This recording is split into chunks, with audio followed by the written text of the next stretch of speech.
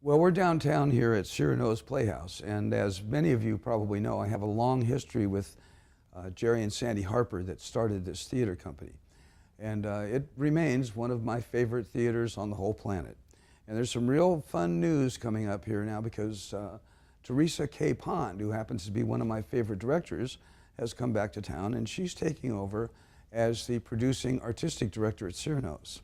So it's a whole new thing happening here, and we're all pretty excited about it. So let's see what Teresa has to say. I've known Sandy Harper for, a couple of decades. I've been working here at Cyrano's Theater as a director for the last 10 years. And I would come back and forth from New York City and other regional work and do shows here. And I fell in love with Cyrano's Theater and Sandy Harper over the years. And we've found that we have a very similar like-minded sense about theater, about the passion of why we do this, the stories that need to be told, and telling them in the highest artistry and the most professional ways that we can.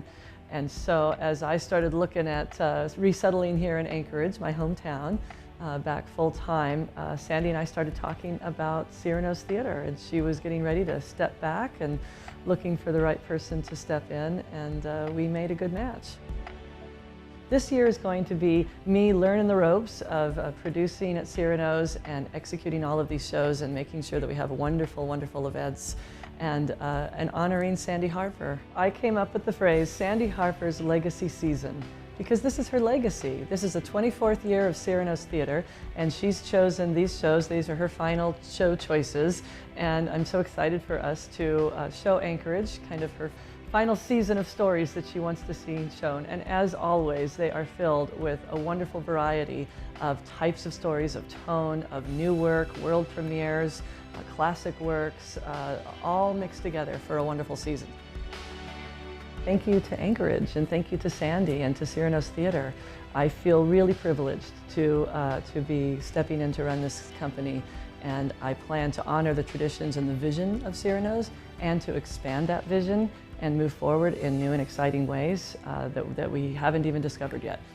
Well, there you have it. There's plenty of new stuff in store down here at Cyrano's, so stay tuned to that. Also, across town at the Performing Arts Center is a really fine presentation of A Christmas Carol by Perseverance Theater. It's a terrific show, so don't miss that. You can get tickets at centertix.net or call 263-ARTS. And you do want to call or get your tickets right away because it is selling out and it's a heck of a show.